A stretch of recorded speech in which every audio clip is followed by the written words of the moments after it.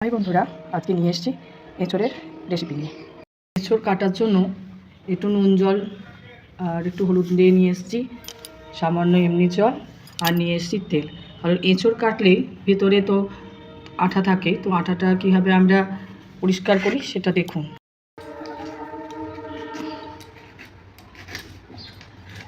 এঁচোড়ের মোটাটা ছাড়িয়ে নিলাম।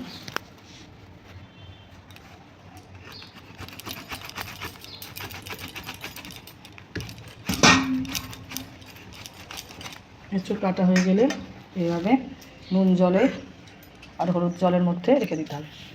নুন, হলুদ আর জল, আঠাটা সবটা পরিষ্কার হয়ে যাবে। এরপর একটু হাতে একটু তেল মাখিয়ে নেব আর মুঠিতেও একটু দিয়ে দিতে হবে যাতে আঠাটা না লাগে।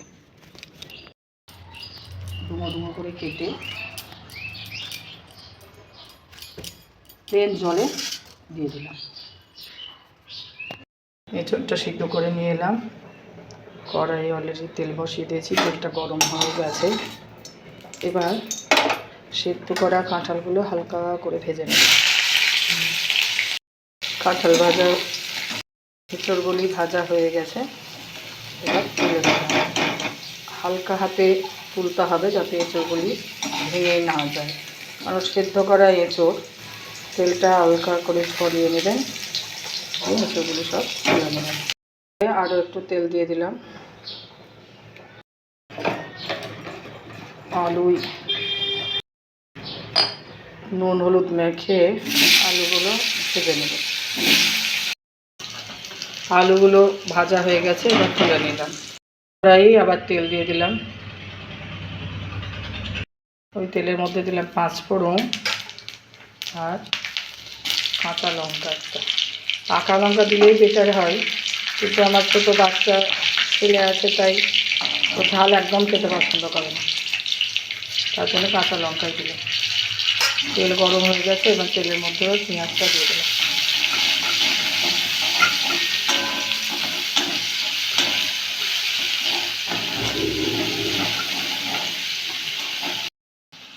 এবার স্বাদ আর একটু কালারের জন্য দিলাম চিনি।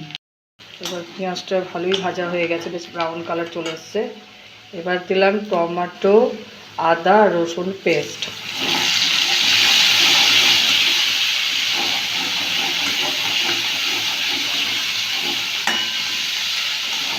ছোটো চামচের 4 চামচ দিলাম।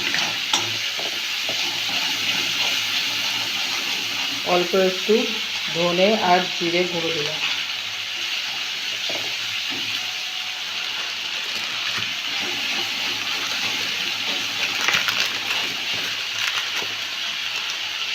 রঙের জন্য কাশ্মীরি গুঁড়ো লঙ্কা দিলাম। এবার একটু গরম মশলা, স্বাদ মতো অল্প একটু নুন দিলাম।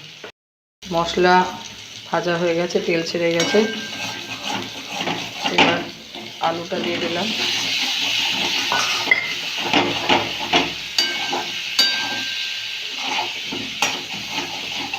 এবার কাঁঠাল দিয়ে দিলাম। সরি, এঁচোড় বললেই ভালো হয়, কাঁঠালটা বেরিয়ে গেল মুখ থেকে। এঁচোড় দিয়ে দিলাম।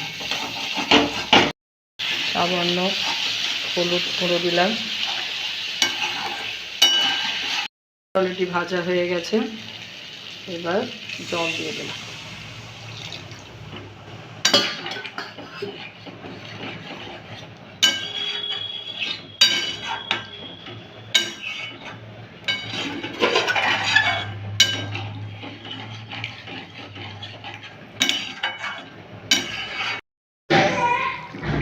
এবার দিয়ে দিলাম একটু ঘি,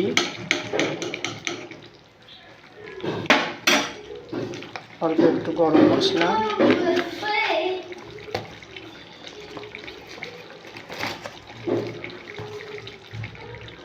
গোলমরিচের গুঁড়ো,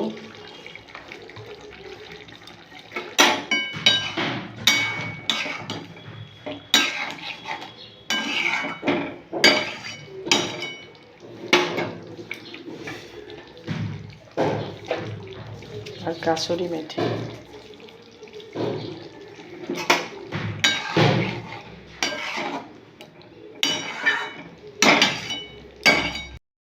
রেডি হয়ে গেল এঁচোড়ের রেসিপি।